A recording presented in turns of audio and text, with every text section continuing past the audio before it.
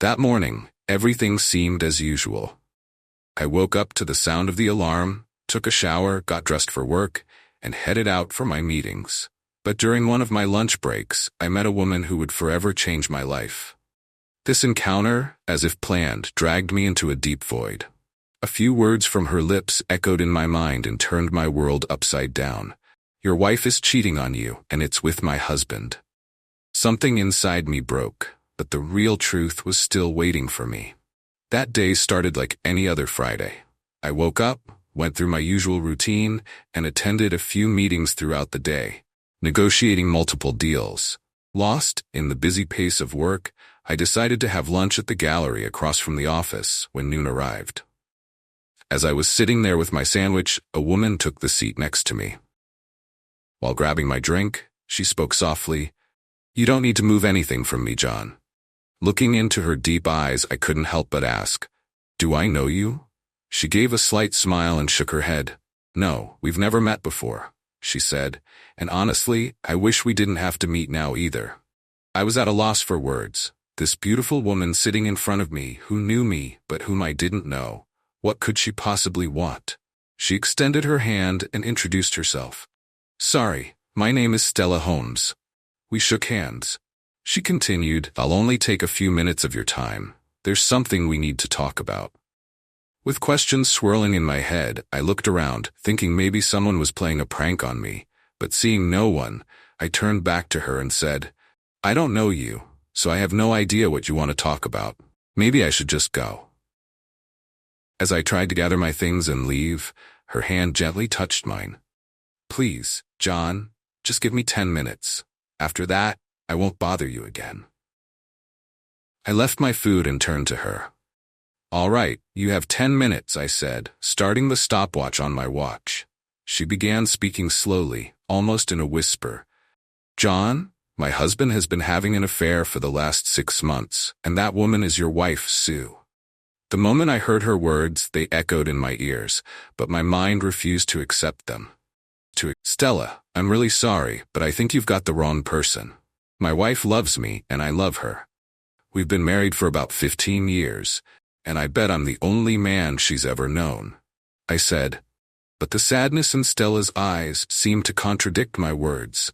She pulled a thick envelope out of her bag and placed it in front of her.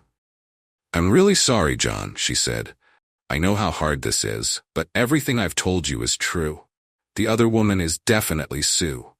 She placed her finger on the envelope and added, "Inside this envelope are photos, a DVD, and a private investigator's report." As I took the envelope, she held my hand, and looking into my eyes added, "Please, John, watch this after I leave. My advice is to not open it until you've had some time alone. It will take time to go through everything, but it will take even longer to process." "What the hell is this woman?" I snapped, raising my voice slightly. "What do you want from me?" Her voice was calm but firm. "I've told you, John, your wife is cheating with my husband. You're asking what I want, aren't you?" She paused for a moment, lowered her eyes, and took a deep breath. "I don't want anything from you. I just want your forgiveness."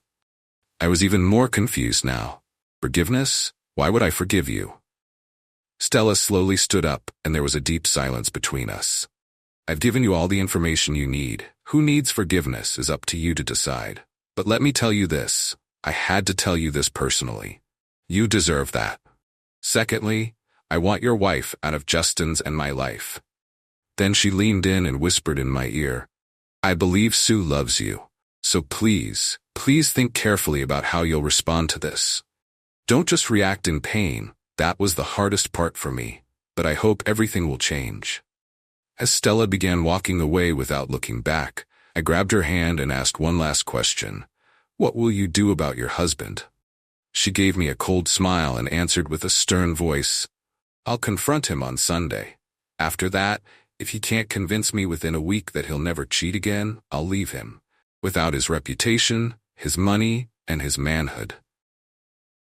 When I returned to the office, I couldn't find a place to open the envelope, so I waited for the day to end. When I got home, it was 6:30 p.m. I dropped my bag on the floor and headed to the bedroom. Sue was watching TV.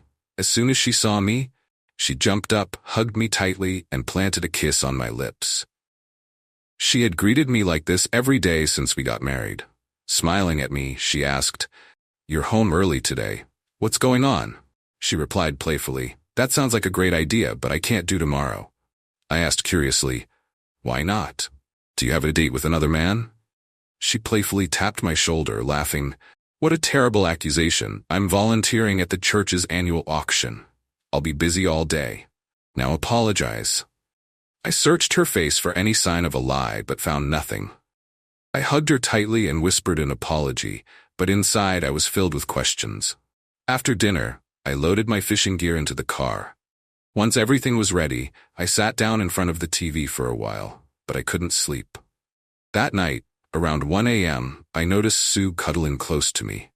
She gently moved her hand toward me and, realizing I was awake, whispered in my ear, "Are you awake?" "I can't sleep," I murmured. She giggled softly. "Can't sleep or can't manage some fun?" But with those words echoing in my head, nothing felt right. I tossed and turned in bed until 4 a.m. Finally, I gave up, got dressed, and headed for the lake. By the time I arrived at the lake house, the sun was just about to rise. I grabbed a carton of orange juice from the fridge, sat on the white rocking chair, and watched the sunrise. After a while, I dozed off. When I woke up, the orange juice was warm and half empty, and the sun was already high in the sky. Muttering softly, I stood up but realized I needed to rest. After all, I had come here to do something difficult. Weighed down by my thoughts, I grabbed a bottle of water and the envelope. Feeling like I couldn't take it anymore, I muttered, "Damn it," and opened the envelope. Inside was a second envelope and a 2-page letter attached to it. I opened the letter and read, "John, I don't know what to say as I give you this letter, so please forgive me if I repeat myself. My name is Stella Holmes, and my husband, Justin Holmes, has been with your wife, Sue, for the past 6 months." As I read the letter, a fire grew inside me. I continued, "Enclosed in the envelope is the report from the private investigator, photos, and a DVD. Before you look through them, think about how much you love Sue and what that love means to you. Reflect on how your love has brought you to where you are now. The relationship is over, and it's no longer threatening your marriage. Now you must ask yourself, can you forgive her? Are you ready to fight for your marriage?"